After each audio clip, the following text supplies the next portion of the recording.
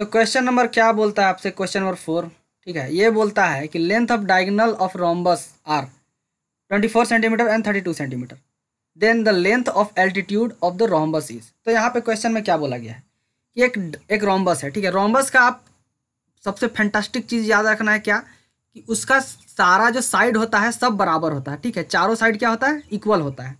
दूसरा फैंटास्टिक चीज़ क्या याद रखना है, उसका जो डायगोनल होता है हमेशा एक दूसरे को परपेंडिकुलरली बाइसेक्ट करता है, मतलब 90 डिग्री। उसका डायगोनल एक दूसरे को बाइसेक्ट किया, वहाँ का अगर एंगल को मेजर कीजिएगा तो वो क्या होगा, 90 डिग्री होगा।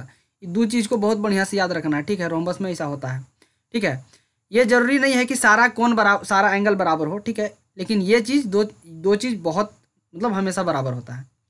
तो इसमें पूछा है कि डायगोनल दे दिया, ठीक है। रोम्बस का दो डायगोनल दिया हुआ है, एक 24 सेंटीमीटर, एक 32 सेंटीमीटर। पूछा है कि इसका एल्टीट्यूड निकालो, मतलब हाइट क्या होगा रोम्बस का। हाइट निकालने के लिए हम क्या करेंगे कि सबसे पहले इसका एरिया का हेल्प लेंगे, ठीक है। एरिया के फॉर्मूला में क्या आता है, रोम्बस का जब भी एरिया निकालिएगा तो एरिया आता है बेस इंटू हाइट, ठीक है। तो ये वाला चीज़ हमको निकालने के लिए बोल रहा है। इसका दूसरा फॉर्मूला क्या होता है, दोनों डायगोनल का, diagonal 1 into diagonal 2, half into diagonal 1 into diagonal 2, ठीक है। ये कीजिएगा तो ये भी एरिया का फॉर्मूला है। लेकिन हमको क्या प्राप्त करना है, हमारे पास डायगोनल 1 डायगोनल 2 दिया गया है। हम अगर बेस प्राप्त कर लेंगे, बेस मतलब क्या हो, इसका साइज, सॉरी साइड का लंबाई, ठीक है।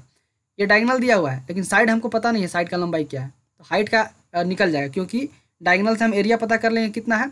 उसके बाद इस फॉर्मूला में हम रख देंगे, एरिया को इक्वल कर देंगे। तो पहले क्या, तो सबसे पहले हमका क्या काम है हमारा, हम पहले हाइट बेस निकालने का कोशिश करेंगे। बेस मतलब साइड निकालने की कोशिश करेंगे, ठीक है। तो देखते हैं कैसे करते हैं, ठीक है।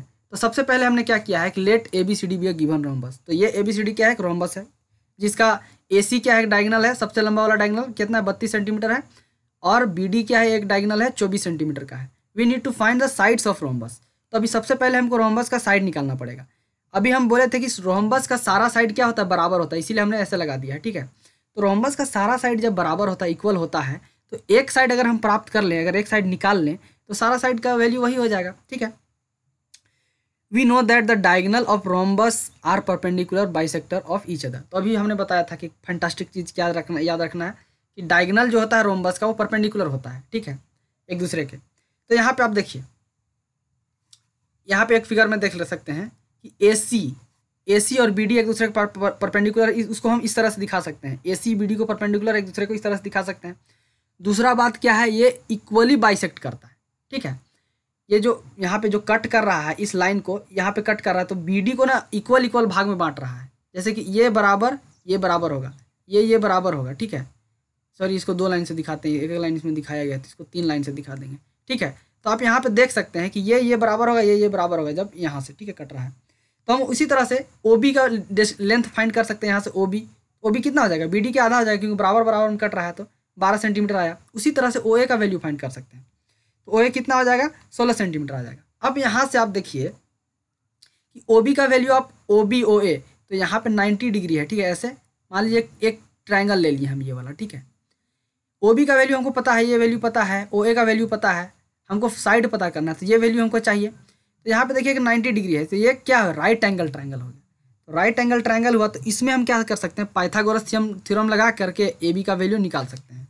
तो आगे क्या लिखना होगा, triangle A O B is a right angle triangle, so we can apply Pythagoras theorem, ठीक है। बाय पाइथागोरस थ्योरम के हिसाब से ए बी का स्क्वायर, तो हाइपोटेनस जैसे होता है ना कि H square plus H square equals to P square plus B square, मतलब परपेंडिकुलर स्क्वायर और बेस स्क्वायर। तो यहाँ पे हाइपोटेनस क्या है, ए बी है, देख सकते हैं यहाँ पे ए बी क्या है, हाइपोटेनस है यहाँ पे। उसी तरह से ओ बी क्या है, परपेंडिकुलर है, ओ ए क्या है, बेस है, ठीक है। तो ओ ए प्लस ओ बी लिख दिए हैं 16 12, ठीक है। वैल्यू हम अभी यहाँ पे प्राप्त किया था हमने। तो यहाँ से ए बी का वैल्यू कितना है, 20 सेंटीमीटर आया, ठीक है। तो ए बी का वैल्यू आपको प्राप्त हो गया 20 सेंटीमीटर। अब क्या कर सकते हैं हम, अब आराम से इसका हाइट निकाल सकते हैं। तो to find the height we need the help of area of rhombus. तो हाइट फाइंड करने के लिए हमको रोम्बस का एरिया पता होना चाहिए, मतलब उसका हेल्प लेंगे, ठीक है। कैसे लेंगे, वहाँ पे देखिए, हम जानते हैं कि रोम्बस का जो एरिया होता है उसका 2 फॉर्मूला है। एक क्या है कि अगर डायगोनल दिया हुआ है तो क्या कर सकते हैं, half into diagonal 1 into diagonal 2, ठीक है, एक फॉर्मूला हो गया। दूसरा फॉर्मूला क्या हो गया, बेस इंटू हाइट। तो बेस जो ये 20 सेंटीमीटर है वो बेस कहलाएगा, ठीक है, ठीक है। तो हमने यहाँ पे वैल्यू रख दिया और दोनों को इक्वल कर दिया है। तो 2 गुने 24 गुने 32 गुने बराबर 20 गुने हाइट, तो 20 यहाँ पे निकाले थे बेस और हाइट लिख दिया, ठीक है। तो हाइट इक्वल टू कितना आ जाएगा, 12 गुने 32 बटा 20 बराबर 19.2 सेंटीमीटर। तो ये आपका उत्तर हो जाएगा, ठीक है, आंसर हो जाएगा। तो यहाँ पे कौन सा वाला ऑप्शन है, ये डी ऑप्शन है, ये सही हो गया, ठीक है।